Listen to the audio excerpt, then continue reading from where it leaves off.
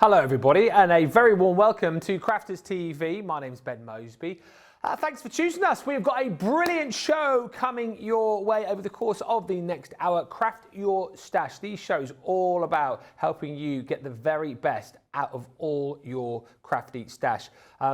Lots of different disciplines, of course, within this world of craft that we do. So we like to bring you these shows to make sure that you are going to get the very best out of all of your crafty stash. Or indeed, if you are fairly new to crafting, maybe you're fairly new to us here at Crafters TV, hopefully we can show you things that you've not seen before, help you with your crafting, help you if you are a beginner to become better at what you do, so that down the line you're creating amazing projects for everybody. In this show, going to be concentrating on all things stamping. So hopefully, as I say, we will cover off everything for you, from the different ink pads to the different tools that you can use. And to find out more about that and exactly what we are going to be doing over the course of the next hour, the one and only Mr. Craig Laird is here. What are we going to be covering off, Craig? Well, just exactly as you said there, Ben, it's just all about stamping here. What we're going to be doing here is we're going to be covering from the key components with the stamping techniques. So we're going, of course, going to be using a stamp, but I'll show you the cardstock, I'll show you the actual tools, we'll have a look at some of the ink pads as well, because you can actually use a variety of different ink pads when it comes to actually using your stamps, but then it's about maintaining them, it's about cleaning them as well. So we're just going to go step by step. It is a key component when it comes to crafting, and that is stamping. So we're going to get you sorted so that you know with comfort and ease how you're going to be doing your stamping. Excellent stuff. I shall try and ask lots of questions as we go along the way as well. I know Craig's going to cover off everything pretty much, but if I think of anything intelligent to say, don't you worry, I'll say it. We're going to be talking about, first up, tools to get stamping with. Now, all of these items that we feature on the show, you'll be able to find on the website. So if you just go to our website and type in the various things that we're talking about, so in this case, rocker blocks, you'll be able to find those and pick those up on the website. We've got two sets of the rocker blocks. So you've got your set here with the two larger, and then you've got your set here with the four smaller rocker blocks. I know we'll cover this off over the course of the show, but there's different ways to be able to obviously stamp, and lots of different tools to help you out. And let's talk about these, because obviously we do have stamping platforms, but Craig, these are a little bit different, aren't they? Perhaps to people who've been used to using stamping platforms. What are the rocker blocks and how do we use these? Yeah, when it comes to stamping, Ben, what you're going to find is you will find your preferred tool to stamp with. Yeah. But I would always recommend you absolutely have a little play, have a little dabble when it comes to the different ways that you can stamp and the different tools. As Ben said, we'll talk you through that. But one of the tools when it comes to stamping that we kind of pretty much started here at Crafter's Companion was the rocker blocks. Now, the rocker blocks are to give you that ease of stamp, that confidence of stamping, but without any of the kind of little bits of ink that are kind of then just tipped over onto the edge of your cardstock. Now, the way that these work is these are actually at a curve that you can see here, Ben. Yeah. Now, not just our stamps, many branded stamps when it comes to the clear stamps, photopolymer stamps you can use on here. But what you've also got at the top and the bottom, or left and right, depending which way you're looking at it, you've actually got a little ridge. It's maybe about 4 or 5 little millimeters in depth here. Yeah. So you've got that on one flat level, and then you've got a raised detail. Now, that raised edge at each side, that is to take into account the thickness of your stamp. So all that you're going to do is you're going to take whatever stamp it is that you want to be using here. Now, you're just going to take it off. You're then going to go in with that flat side of the stamp. That flat side is going to sit into place. Now, the workings, the material of the stamp, it is a cling material that we've got here. So we're just going to then just tap that on. That's now in place, ready to go. So all that you need to do here, which we'll step you through, is decide on the ink, whether you're doing alcohol colouring, watercolouring, maybe you want to use some of our quick dries or any of our other ink pads. You can do that. Now, let's just say, Ben, I was wanting to do some alcohol colouring, which we'll cover just shortly with the ink pad. I'm going to go in with my alcohol proof.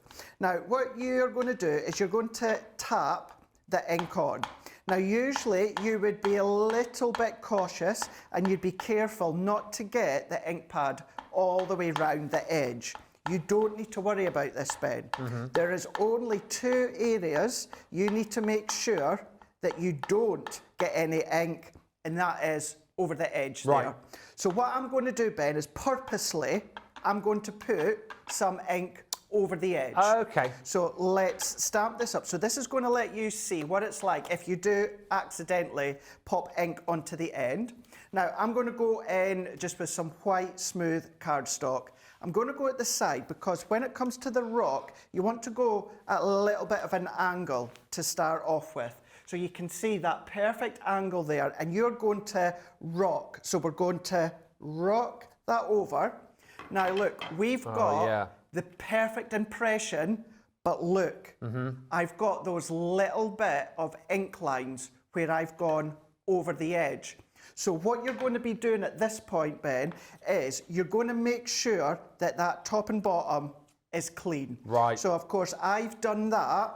You got a top tip for that? Oh, fab. Look at that. Oh, I do love a top tip. And I purposely done that because I wanted to show you why we say don't do it. Yeah. So this is where we're just making sure it's nice and clean. What I'm going to do, Ben, is I'm going to re-ink that. Notice all these bits of ink that we've gone onto that base hasn't transferred through because you've got that depth. So let's ink up, work our way along, give it a really, really nice coating, making sure we've got a really, really nice coverage. We're going to do exactly what we done a minute ago, but what we're going to do this time is just make sure we've got no ink on the edge. I'm using my finger, of course. It could be a little bit of kitchen roll, it could be a microfiber cloth, anything like that. You just want to make sure the edges are clean. Then you're going to come back and you're going to do exactly the same. So you're going to then go onto its side and then you're going to rock, and then we've now got that perfect impression there. No edge, no nothing, ready to colour in. And that is your rock-a-block, and that is why it is essential that you make sure the edges are rocked, they are carved, no ink. Do not worry about ink everywhere else. That gives you that confidence of doing your stamping bed. As I say, whether it's clear stamps, photopolymer stamps, it doesn't matter. The depth when it comes to that rock at the side, that's taken into account, and you know you're going to get that perfect stamped impression every time. So a couple of questions from me on the rocker blocks. Yes. Obviously, so we've got the two sizes, as I say, these are available for you on the website. You've got your large ones here and then the smaller ones. Now, obviously, if you're using a large stamp, you will need to use a large rocker block. Absolutely. But we've got the smaller rocker block, say, in this one. Do we, if we've got like a really small stamp, do we have to use that one every time, or will we still be able to pop a small stamp on the big rocker block? No, and you know what, that's a really, really good question. The small size, obviously, it's nice size for your smaller ones, but you don't have to. Maybe, Ben, you don't quite have that grip when it comes to a small one, so absolutely put that small stamp on the larger one. Of course, you can put small onto the large, you can't put large on the small. So it's really good. We give you that variety of the different rocker block sizes. It's entirely up to you how you use them. And one other question, thinking of all the questions today, obviously we saw you just there stamp a, like a stamped image or an illustration. Can we also use the rocker blocks for sentiments? Does it work well to stamp your words out too? Absolutely, any stamp that you've got. The stamp is kind of irrelevant, or the stamp design is irrelevant. As long as it's the clear one, photopolymer, absolutely, Ben, you can use that stamp. And I'm going to reiterate again, it doesn't just have to be ours. Think of all of these clear stamps that you've got within your stash. You're going to be able to use them with our rocker blocks. So, rocker blocks explained.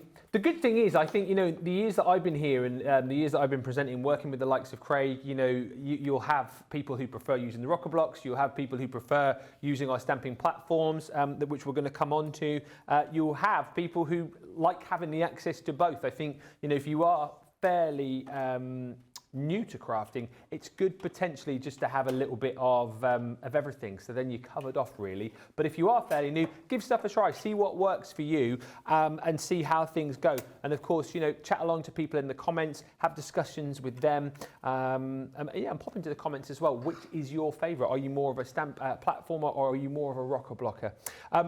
Talking of the stamping platform, this is your stencil and stamp platform, which is our newest version of the stamp platform. So we've got various sizes of stamping platform, from the 4x4 to the 6x6 to this one, which is the 8x8. I'll leave Craig to chat you around the kind of features of this, because it's slightly different to our original 8x8 stamping platform. So let's get to him to chat about this. And kind of talk about platforms and rocker blocks. Rocker block or a platform? Platform or a rocker block, Craig? I mean, what do you say about that? And do you know something? It is personal preference. On the other hand as well, it depends on what you're doing. If you're only doing stamping, the rocker blocks are going to be absolutely perfect. However, if you're going to be doing stenciling, then you might want to then consider going in with, of course, our stamping platform for the stencils as well as the stamps. What I'm actually going to do is I am going to briefly, Ben, just refer back to our original one with the magnetic discs and serving a purpose for that. Now, this is all about if your stamp is a certain size and your card is that certain size. What I mean by that is I'm going to go back. I use this one because this is my favourite one, Ben. Now, this is pretty much 4.5 inches by 6.5 inches. Yeah. So what I'm going to do, say your cardstock is exactly that, 4.5 by 6.5. Let's cut that to size here. And this is then going to, of course, perfectly show you why, of course, the new stamping platform is great. Now, if I come in with our original Ben, which had, of course, the magnetic discs, what you're going to be doing is you're going to be popping them down with the magnetic disc. Don't get me wrong, still serves a purpose to this day. But what you have to take into account is where your discs are going to go. The last thing you want is for the discs to be blocking that pressure, of course. So if I was to then stick that one on here, then of course, making sure that's flat, I have to make sure that my discs are out the way. Whereas you don't have that worry with our new stamping platform. Okay. There is no discs needed. So if I bring it in here, what we're then doing is we're going to take it off. Now, yours will come with a protective backing. My biggest piece of advice, Ben, is keep that acetate backing that you get. This I feel that's a top tip, that one. Top tip. It is indeed. And even I would say, Ben, this is going to be a top tip because this is light and tacky. Now, if you, even although that's going to be stored at the side of your craft desk or in the cupboard or drawer, wherever, you've still got scope to get dust and debris on here. So you want to eliminate that. So what to do is once you've used it, put that acetate back and you already get it, keep it, pop it on. So every time you're not using it, pop it on, store it to the side. So what we're going to do is we're going to pretend we've taken that back in off, and then we're going to go in with our cardstock. Now, our cardstock do not need our discs because that clings the cardstock. So it's not moving whatsoever. It's staying where you need to go. So I'm going to go in with our stamp here, and I'm going to get that where I want it to be. Now, I'll probably get a little bit of residue from before, which is fine because I'm going to use that ink pad again. So what we're going to do is we're going to then layer up with ink. What I'm doing this time, Ben, is purposely, I'm not going to put a lot of pressure because what's great about your stamping platform against the rocker block, with the rocker block, if you don't get the perfect impression the first time, you're going to have to take another piece of cardstock because you're not going to be able to replicate bang on that spot. Whereas with something like your stamping platform, if you miss a bit, you just reapply again. So I know I've got a really good coverage on my stamp. That stamp is fully covered with ink. So we're going to turn that around and then we're going to press. Now remember, I'm purposely, Ben, not going to press all the way around. Let's remove that. Oh, you missed a bit. Missed a bit. Now, if that was the rocker blocks, they're a great tool, absolutely a great tool. The only point now, I could not rock back and get that in the exact position. Doesn't matter how experienced you are, ain't going to happen. Now, what I always say, Ben, is because the top tip I've coming here, missed everybody. a little bit here, of course, I can go back and press. Some people will reapply ink. What I say is don't apply ink yet. If the ink's not there, it's got to be there. Exactly right. So if another top tip, I'm flying today. I learned this one from you because I knew you were coming to this. Is that so many people just ink straight away, didn't they? Straight away. And that's why you'll have seen me at the start. I said I was comfortable in knowing that my stamp was fully covered. And the reason I say that, if I was to reapply more ink, Ben, this is going to be a lot darker than where I've missed. So I know my ink is on that stamp, so I'm going to then press. If, however, I go for a second generation press pen and I miss a couple of bits, then I can go back. Yeah. But I know that my ink is already still on that stamp. I can go back exactly where I were, lift that up, there you go. and I've got that perfect impression. Whereas if I did re-ink, that would have been a lot darker than those little bits there. So that's the benefit, of course, with the stamping platform. Because you've got that cling as well, if you're using stencils, layering stencils, it's got that capacity then for you to then use that as well. So that means you're not limited on space. It's a tiny little bit of sentiment. You don't need to worry about tiny little magnetic discs. The cling is then held in place. But remember, keep that acetate back in because that's going to prolong it. Stop getting little bits of dust and that on it. And if you do, Ben, lukewarm water under the tap, give that a wipe, let it dry naturally, and then that cling will come back.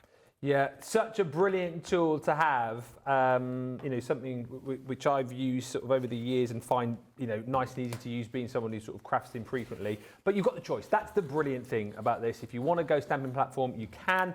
And as Craig's pointed out, you know, obviously the original stamping platform with the magnet still serves a purpose, but this new one with that tacky base, with the opportunity for you to be able to do your stenciling as well, really is the sort of next level for stamping. And then, of course, you've got the rocker blocks too. It might well be that if you haven't got either, you decide to go to the website and jump in for both. And I kind of think then that way you are covered. So we've covered off lots of different ways to be able to stamp, you know, the different tools that you're going to be using to help you to get that perfect image. But I think what a lot of people get confused about, and rightly so because there's so many of them, are the different ink pads that, you know, we have here at Crafter's Companion, and indeed, you know, ink pads that there are in general. There are a lot of them. And I think along with questions about glues and pens, I think the most common question we get asked is, right, well, I've got this ink pad, I've got that ink pad. What does this one do? Where can I use that one? There's so many different questions, and I understand why people get stuck. So over the course of the next sort of 5 or 10 minutes, we're going to chat to Craig about all of those different ink pads and hopefully give you a bit of an ink pad 101, because as I say, you think about ours from our quick dries to our pigment ink pads to water reactive ink pads to the duet ink pads. I mean, my goodness me, it's a difficult one, but let's break it down. Craig, imagine that I have never stamped before in my life. I'm thinking about getting a selection of these ink pads. Where do I start? Which one does what? Right, always a really good question, and I really believe when it comes to our range, ours are some of the best, not just for the quality, Ben, but also the instructions that's also on the packaging. Now, before I delve into them all, let's look at the three main ones that really started with our range of ink pads at Crafter's Companion, and that is water reactive, that is quick dry, and that is pigment. So what we've got here, my personal favourite, water reactive. So that enables you to blend, that enables you to do faux bleaching, that enables you just to stamp genuinely if you want to. Now this is the perfect one to blend with your blending tools. So what have we done? We've put a blending tool on there. So visually, you know that one there, water reactive, is perfect for blending. Yeah. That's the visual. Then we've got our quick dry. What I will say is the water reactive now are coming through within a deep blue packet. Our quick dry are in a purple packet. Now what we've then got is that quick dry forum. This is great for sentiments, also layering stamps that you've got here. Because when I say it's quick dry, I mean it's quick dry. You stamp it out, you can rub, and that ink ain't going to go anywhere. Now because these are good for layering stamps, we've got a picture of a layering floral there. So visually, you know that's what that one's for. If we move over here to our pigment, pigment for me, perfect one, heat embossing. This stays sticky longer. So you can go over with just a clear embossing powder and you can have all of these different colour pigment ink pads. Now you've got all of these colours with embossing powders. So good and inexpensive to do it that way. But because that is the pigment, it's also good to layer up on. So if you want to do layer stencil over layer stencil, you can then start to layer the colours over the top, and what you can do is you can layer them with that little finger dauber as well. So we've given you that finger dauber image on the packet there. So this is our Harmony range. So this is the 3 that we started with Crafter's Companion, and these are the 3, if you're brand new and you're a beginner, I would always recommend start with, because you've got your 3 tones, your 3 kind of tools of ink pads to be using. So if I move them ones out the way, we're then going into a few of the others that we've got. So what we have got is we've got our shimmer ink pad. Now that one there is a pearlescent ink pad. Yeah. So what that one is, that's also going to give you the ability to do heat embossing, but it also gives you essentially, Ben, this enables you to create your own Centura pearl. Yes, yes. So if you go on your white cardstock, drag that down, that's then going to give you your own Centura pearl. We have the same, but when it comes to the gold, so instead of the shimmer, you're going to be getting the gold shimmer that comes through. Once again, it's a pearlescent pigment, so you can pop embossing powder if you want, or both of these you can layer tone upon tone, just like your pigment ones as well. And then what we've also got is we've got our duets. Now our duets, that one there is the best of water reactive and pigment together. So what you do with your water reactive, you can do with your duet.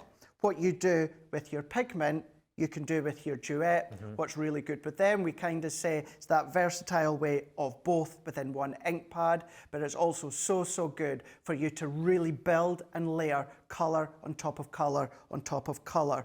So that is like our main ones. You will find the other ones as well within the range, but when it comes to the main ones that we do, the main ones we focus on quite a lot, Ben, this is the ones. Water reactive, quick dry, pigment, pearlescent pigment, gold shiver pigment, and then you've got your duet ink pads as well.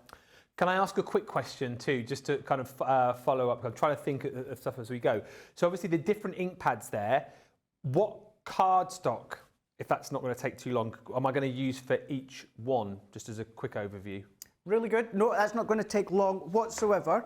So when it comes to your water reactive and your pigment, and even your duets, and there's a touching upon that as well. But what we'll do is let's keep it really simple just now. If you're going to be doing anything water-based, so maybe you're going to be drawing out the colour with water, maybe you're going to be picking it up, because you can dab that on a glass mat and use a water brush and use it as a paint if you want. Anything like that, you're going to do your watercolour cardstock. If you're blending onto a cardstock, if you're maybe layering up colour on a cardstock, so no water base whatsoever, you could be using our white smooth cardstock. So that essentially is the main way to explain that, Ben. If you're adding a little bit of water, go with watercolour card. If all that you're doing is blending or layering, just go in with a white smooth cardstock. It's all great information, isn't it? And I would encourage you, if you can, bookmark these shows, remember where you saw them first, so that you can come back to them, because we get asked so many times, like, during, sort of specific shows where, or where is there a show where, we showed that or showed this. If you want to know more about stamping, then bookmark this show. Remember when you watched it, so then you can always come back. Because I think even our more experienced crafters, we all forget stuff, don't we? Stuff kind of, slips our memory, and we're scratching our heads thinking, how do I do that? This show is a show to definitely bookmark and come back to at a later date. We're going to come on to something Craig just mentioned a few moments ago there, layering with your stamp. So that's something that we're going to have a little bit of a look at next. Something again which you can achieve some amazing effects with. And again, if you're fairly new to this, you might see sort of finished projects and our experts saying, oh, a layering effect has been used here, or layering stamps were used here. And you might be thinking to yourself, well, is that difficult to do? I think once again, when you get the tuition and you know which ink pad to use and how to do it, can become quite easy. And that's what we're going to have a look at now with Craig. It is indeed. Now this is one, Ben, where you're going to be using your white cardstock. So this isn't your watercolour. I'm adding no water-based colour to it here. So I've just got my white card. So let me trim it down slightly, because I'm going to go in with one of our shadow stamps. So this is essentially, this is a layering stamp here. Now you can see with the size, I don't need it to be too big. So I'm just going to chop that one down. You can always chop down and make it smaller afterwards. But this is when we're going to go back to our stamping platform. Okay. This is one of those, Ben, where you wouldn't use the rocker block. No. Because you need to get that second impression bang on. So the rocker block are for one single stamp impression. If you're layering on top, you're going to want to use your large stamping platform. So let's move that out the way. I don't need to worry about discs again, as I explained before. White smooth cardstock in the middle, it's going nowhere. Now, when it comes to anything that's like layering, here we've got 2 layers. So what you're wanting to do, as much as you can absolutely mix colour families, I'm going to go in with the fuchsia and the pink tulip. So that's the one colour family, Ben, but that's light and that's darker out the 2 of them. I'm using the quick dry here because, of course, I want them to dry quick. But you can, if you're wanting to use embossing powders, this is when you can come along, Ben, with your pigment and use the pigment with the embossing powders afterwards. But let's just keep it really, really simple here. And we're going to go in with the first one here, which is the solid. So that's going to be the light tone, and then the detail is going to be the darker tone. So let's go in with the first one. Now, anything when it comes to stamps that are layering stamps, what you tend to find, Ben, is there is a little 90-degree corner that you can line up with the grids on the stamping platform. In all honesty, I don't usually use that. I just go in visually and then layer it up. The first one, just going to go in into the middle of my card. I'm going to go in with my top, and we're just going to press that in so that that's now clung to the lid there. Then we're going to go in with that light tone first. Always light first when you're layering, right? Always light first when it comes to the layering, because you, of course, want to build the depth on top. I'm going to give you another tip as well. Each time, for instance, this one being the light and it's the pink tulip, look, it's nice, but it's a little bit bubbly. So what you're going to want to do with your quick dry, I only do this with quick dry, and that is give it a couple of impressions. Makes it nice and smooth. So we're going to press that in here. That's 3 top tips this show. Is that 3 already? I know. See how smoother it's getting? And then if you want to, we can go in with the third one there, just so that we've got such a nice, smooth platform, and we're going to press that in. So we're going to go in, press that in. Now we've got that solid base, which at the moment doesn't look like much. So I'm going to take that one off. Let's go back in now with our next one. So this is where, if you're using the grids, Ben, match up that 90-degree corner. But for me, these are really easy to layer straight over the top. And that's all that you're doing, straight over the top. You're just going to align it because the outside edge is exactly the same. And I must just touch on something, because I know people will be watching and thinking, well, hang on a minute, some of the stamps here are a little bit stained. Naturally, over time, if you're not cleaning your stamps, they will stain, won't they? But as we can see, it's not affecting what you're doing, is it? Not at all. Now, something like the fuchsia is one that will stain your stamp. Not always, but most of the time it will. So as long as you've cleaned that residue off, which we'll talk you through just shortly, as long as you've cleaned that residue off, even if it's still stained, don't worry about it. The colour's off, it won't affect future stamping, even when it comes to lighter colours. So it's a good one to point out, Ben. So this time, what we're doing is we're going to go in with the darker tone. As I said at the start, Ben, these are both from the same colour family. It can be completely different colour families as long as one's lighter than the other. So we're going to press that in. We're going to do the same. We're going to apply it a few times. Lift. Now look how that's starting to come to light there. You're getting the word of awesome coming through. And we're going to go in. We're going to reapply that one. We're going to turn it around. And it's optional. You don't have to do this 3 times. It's just something that I've always done. It's something that Leanne's done and taught me in the past that I still do. And then we're just going to do it once more. You know, it looks fab as it is. It has added to it, though, that second stamp. It has added. Yeah, definitely. Absolutely. So we're going to go in. We're going to press that in. Give that a really nice press. And remember, if I didn't press too hard and I've missed bits, you just go back and apply.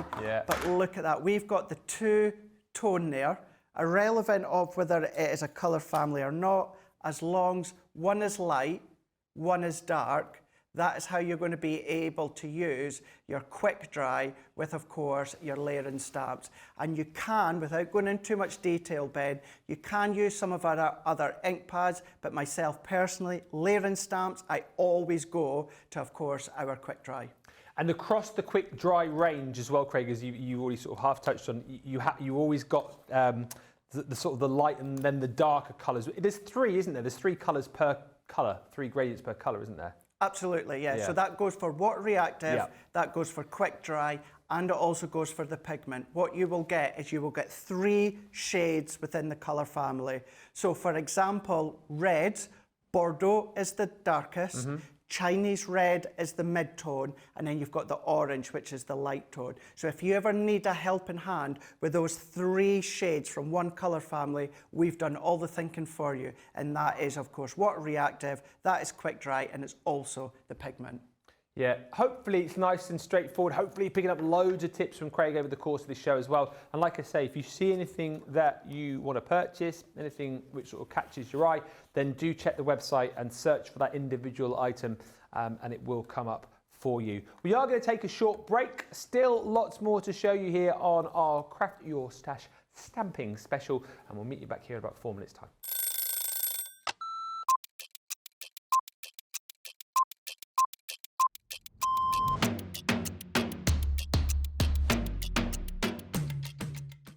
Day to day looks like, on a normal day when I'm working from home, get up, breakfast, quick phone call with my daughter, and then I'm up in the craft room and I spend all my time in the craft room. If it's spending a day with the grandkids, that's it. That's my best part of the day, just spending time with family and those gorgeous little grandkids of mine. The best part of the day when I'm at work is when I go on air, because I absolutely love it. Both. I prefer a shower in the morning. I feel fresher. I feel that I can tackle my day. However, depending on how that day's been, I also would have a double shower, so I'd have one in the morning and one at night too. Absolutely, 100% coffee. Will always be coffee. And flavoured coffee is my favourite at the moment. Dare I say it's a full English breakfast, the full works, the beans, the tomatoes, the bacon, the sausage, and everything else that goes with a traditional English breakfast. Craft along. Every day of the week. I absolutely love going through the stages from the start of a project to the end of a project. So craft along is definitely my favourite choice. I can't leave without my lipstick. It's a given thing. I once didn't have a lipstick on me and Leanne helped me out that day. Kick off the shoes, sit down for a couple of minutes, just gather my thoughts and then grab my tea.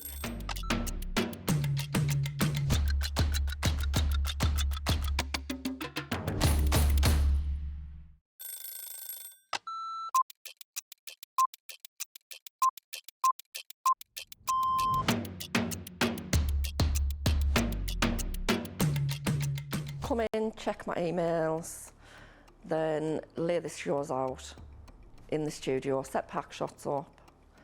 Then I will get new polls, pick shows, solve any problems that need solving. We deal with other teams where we receive market and suites, we receive boards. We pick samples to send to Hobby Maker. We pick samples to send to QVC. We will take the previous shows out of the studios, set the new shows up. We do floor manage occasionally, not all the time, making sure that the craft expert presenters have everything at hand that they need. Anything that they haven't got during shows, we will run about and get the products for them. I think on a morning when it's really quiet, I can get more done when there's nobody else in the building. Night owl. Morning. Coffee on a morning, tea the rest of the day. Savoury. Normally lunchtime. Craft along. mobile phone. Christina's chicken wrap. Barry White, you're my first, my last, my everything. Go home and make the tea.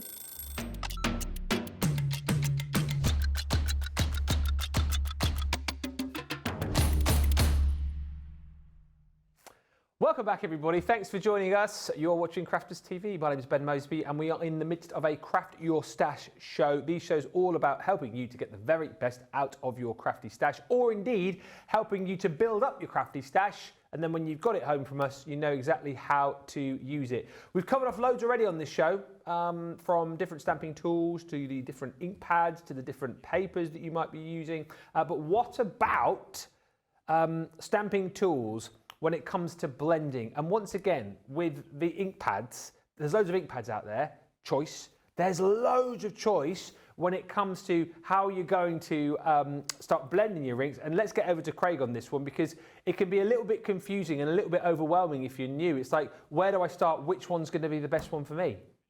It really is, and it's another one of those, Ben, that is personal preference. Right. Have a little bit of a play, have a little bit of testing the tools to see what you feel comfortable and what you get the best result for. I mean, if I just bring it, so these are our finger daubers. These are the ones, these work best, Ben, when it comes to things such as your stencils. So you're really wanting to get all of the detail of the ink through the stencils. That's why, Ben, if you do look at our pigment, you've got the little finger dauber here.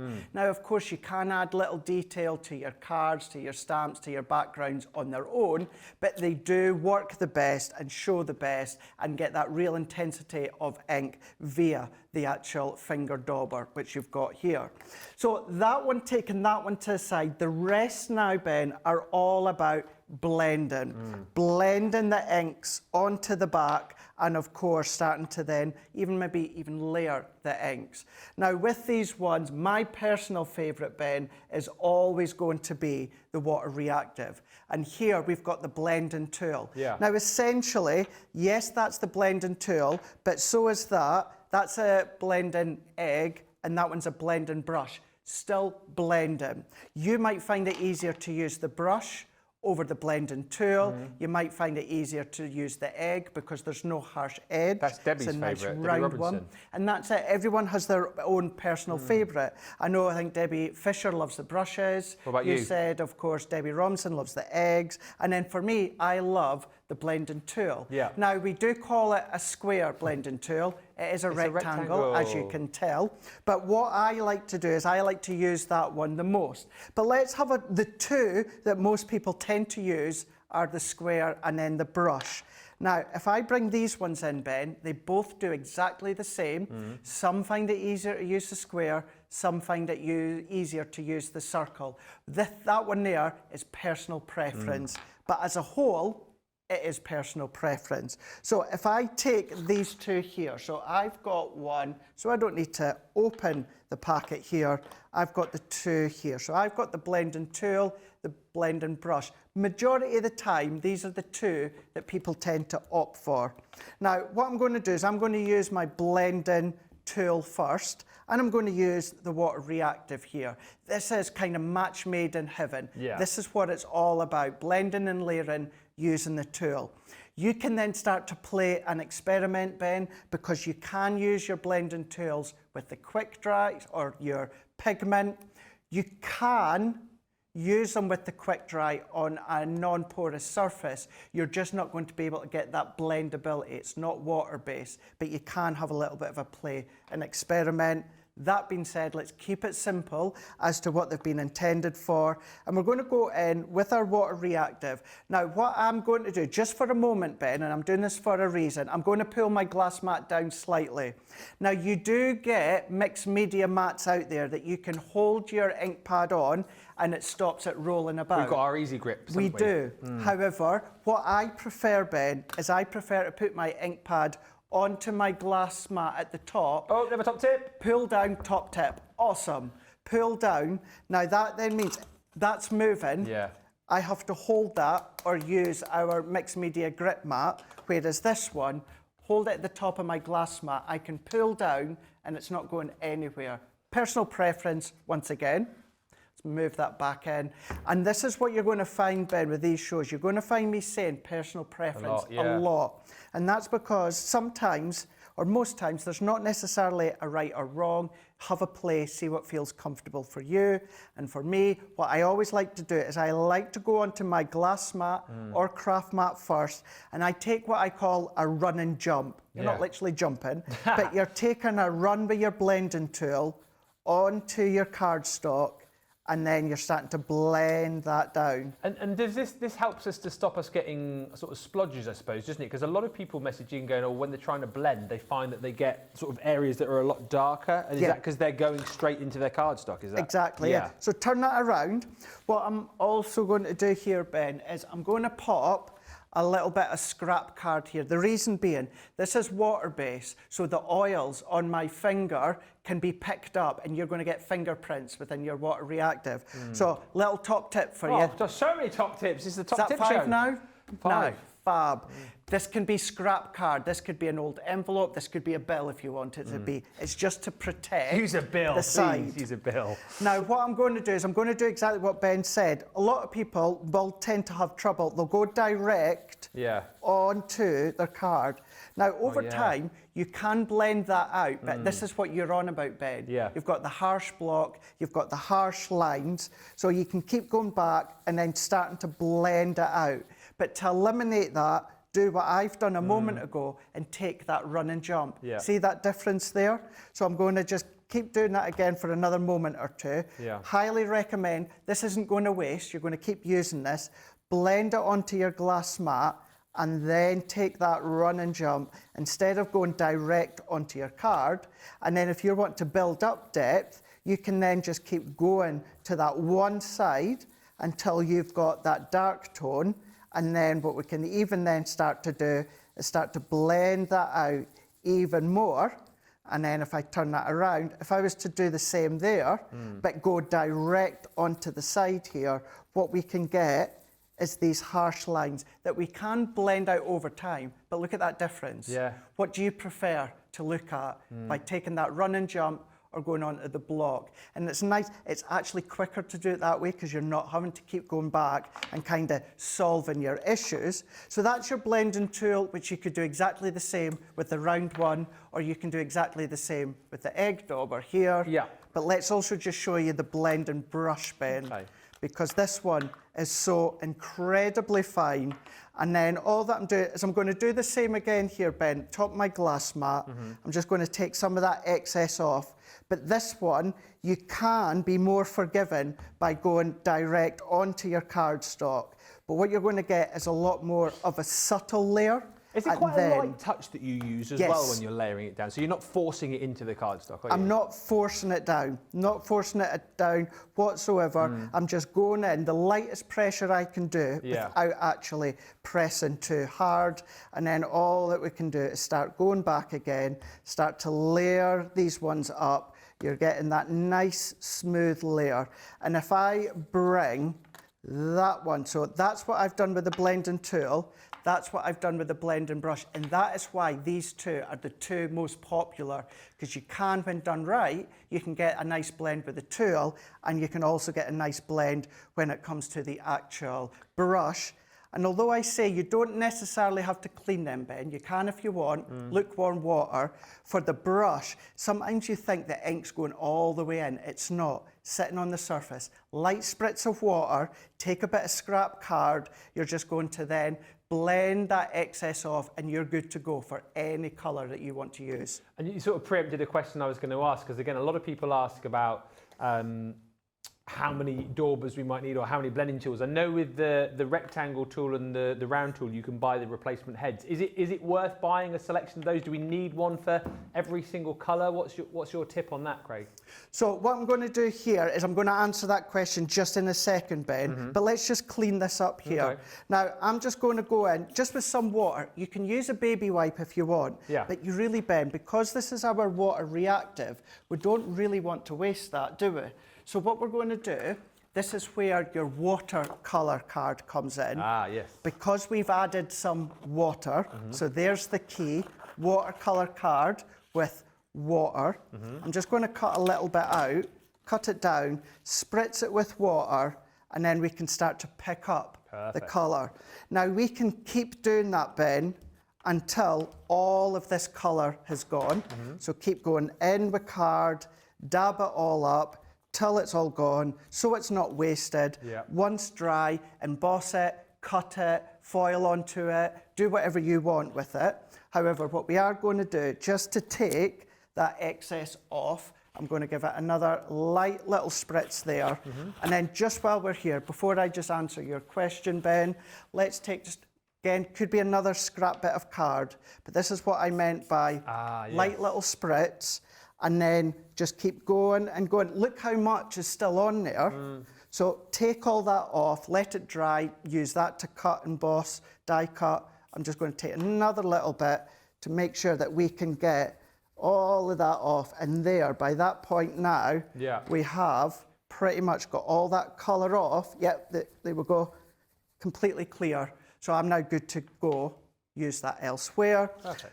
Going back to your question, Ben, what I do is with the actual foam heads, I find them, because these are really inexpensive and you can get them on the website, what I've done with my water reactive and my pigment, what I've done, Ben, is I've put, you know, the rough side of hook and loop.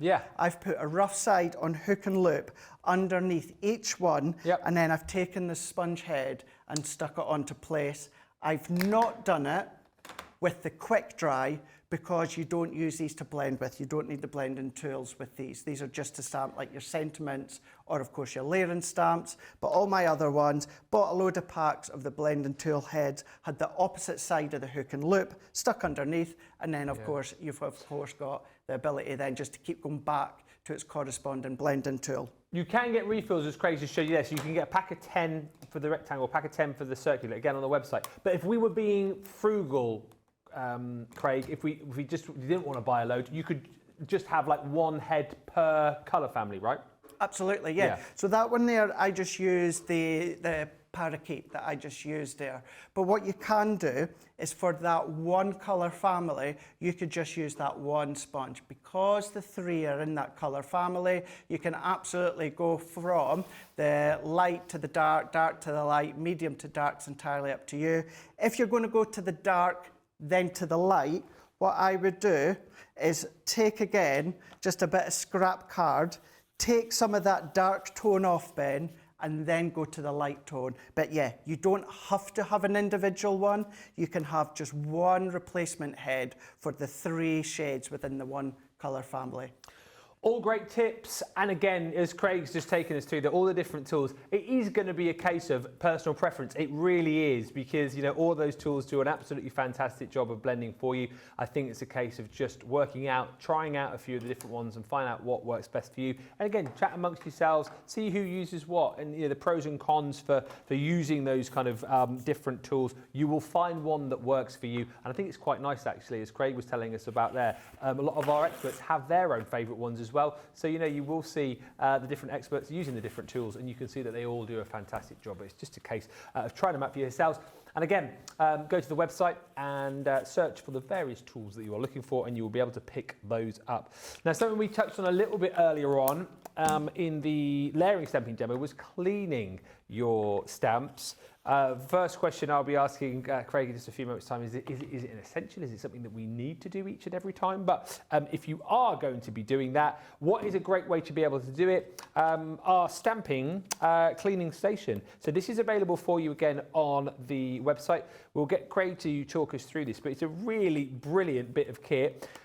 You can get separate from that your stamp cleaning solution as well. So you put these two together. This is a great way to be able to make sure that your stamps are going to stay clean after each and every use.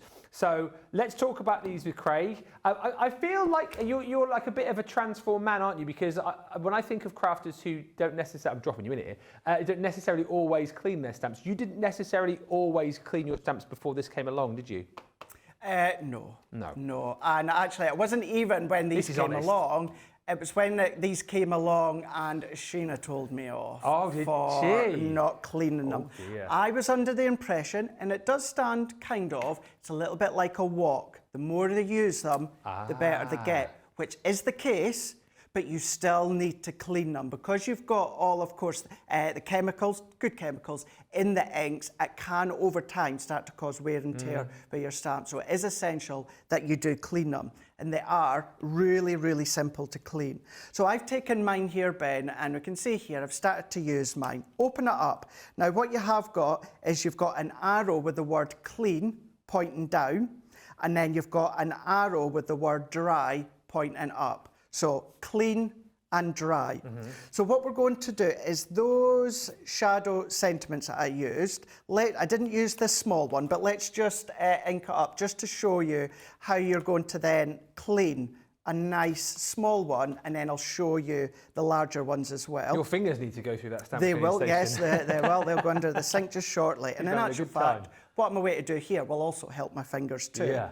So what we'd highly recommend, we're going to go into the clean first. So I'm going to go in, Ben, and just while this stamp is in my hand, I'm just going to give that a light little spritz with the stamp cleaning solution. And then what we're going to do is we're going to clean. Now, it will stain the clean side. Don't worry, that serves the purpose. That's what it's there for. So you're just going to give that a clean. Now what you're going to do, Ben, is you're going to dry that. So you're just going to dry it off. And this goes back to what you were saying earlier, Ben. The colour that I used, which was fuchsia, has stained my stamp, but there is no ink on that now. So I can go in with a lighter yellow, for instance, and that will be absolutely fine. So that's how you're going to do your really small ones, just within your hands there. But then let's just say let's go in with one of those shadow ones that I've taken. So you're just essentially, no matter the size, Ben, you're going to do the same. Always recommend just stamp a few spritz onto your stamp. We're going to turn that over with our hand. If you've got a larger little blocker that you want to use, by all means you can do. But all that you want to do is make sure that you've got all of that off. We're going to go onto that dry side, and then we're just going to then clean off. Over time, Ben, with your stamps, if you get embossing powder, glitter, dirt, residue stuck on the back and that stops it becoming cling, just spritz the opposite side. Clean and then dry. And then let's just do the large one that I'd done here earlier. So we're going to go in, spritz onto our stamp, and as you can see here, it's a really, really nice big stamp, but all that you need to do is just press down in little sections, rub it and roll it back and forwards until that you know that that's nice and clean. Transfer, dry it off, and now you're good to go and start stamping with this once again. And then as that gets more and more dirty, what you can do, Ben, take this out, lukewarm water under the sink, get all that residue out, let it dry naturally, and a bit like our stamps, this will stay stained, Ben. However, it will take away all the ink that's been trapped inside. And over time, if you run out, you can't get any off our website, it's out of stock, what you can just do is you can just pop warm water onto your stamp and use that as a substitute until that comes back in stock. Also, just to ask this question, because this has sort of cropped up a few times, when we have new stamps, sometimes people will message into shows and say, oh, well, I've just got a new stamp and it's not working properly because it's, not stamping where it should, and I've tried this, that and the other. When we get new stamps, sometimes they need to be primed, don't they? Is the stamp cleaning solution something that we can use to prime them? Absolutely, yeah. So sometimes with a brand new stamp, what you'll find is you will then pop your ink on, you'll press it, and it's not quite a crisp line. It's a little bit bubbly and a little bit bobbly. And that's just all that is in the manufacturing of the stamps. What you've then got is just some of the residue that's sitting on the stamp. What you don't want to do, and I'm going to reference this because people have said it in comments, that they take a little nail file, something like that, sand the top. Please do not do that, because you're going to then sand and dip into the detail of your stamp. You're not going to get a crisp, clean stamp. So avoid the actual filing. Take that away. Don't even think about it. What you can do is you can absolutely use the stamp cleaning, spritz it, clean it, dry it, then of course carry on with, of course, your stamping. If you don't have that, What you can do, Ben, is you can go in, and this is actually my personal preference here. Oh, okay. This is our low-tack tape. So what you can do, Ben, is you can come along, take your brand new stamp, pop your low-tack tape over, lift off. And then all that you're going to do is you're going to keep doing that, lift, and what's happening is all of that residue here is then going to be transferred onto the tape. Now, I say that's my preferred way. That was It's got your top tip. until you come along and you know our clear watermark ink pad. Yeah. I don't have my clear one to the side here, but a clear one that you do your heat embossing. What to do, stamp that up, then pop your ink over the top, and that's good to go. But yes, if you've got the stamp cleaning, spritz it, clean it, dry it, and then that's you good to go. Absolutely brilliant. Loads of top tips, loads of great ideas for you, and hopefully over the course of the show you've kind of got the idea as to how you're going to get the very best out of all of your stamps, out of all of your ink pads as well, all of those different tools for you too. And as I've said, everything is there for you on the website. So, you know, just to reiterate, as far as your tools are concerned, the rocker blocks are really great set of tools to go for. There are two sets. Here's a quick question at the end of the show, Craig. If I am thinking about getting the rocker blocks, which I was only going to get one set, which one would you go for? The two? I would always go for the large one because, of course, with the large one, Ben, you can use small stamps, but with the small rocker blocks, you can't use your larger stamps. Yeah. So I would always personally go for the large ones. And then again, the show, obviously, we've also discussed the different stamping platforms. And once again, you'll probably still find we've got the new stamping platform in stock. You've got the original 8x8. And again, I suppose horses for courses there, but the difference with this one, Craig, is the fact this is a tacky base, isn't it, as opposed to the original, which had the magnets. That's right. Absolutely. The other basis as well, Ben, is you do get a little block, stick it on top and start to use all your Laird and stencils as well as your stamps. There we go. Anything that you've seen on this show, then you can find on the website. Just search for it in the search bar on the website and pick it up, whether it be inks, whether it be the different blending tools, or indeed like the tools that we've seen here. Craig, a massive thank you to you. I feel like we've learned a lot over the course of the last hour. Thank you. Hopefully, you're very welcome. Thank you so much to you for watching as well. Remember to bookmark this show so you know where it is should you ever need it again in the very near future. And for now, from me and Craig on Craft Your Stash, thanks for watching. Bye for now.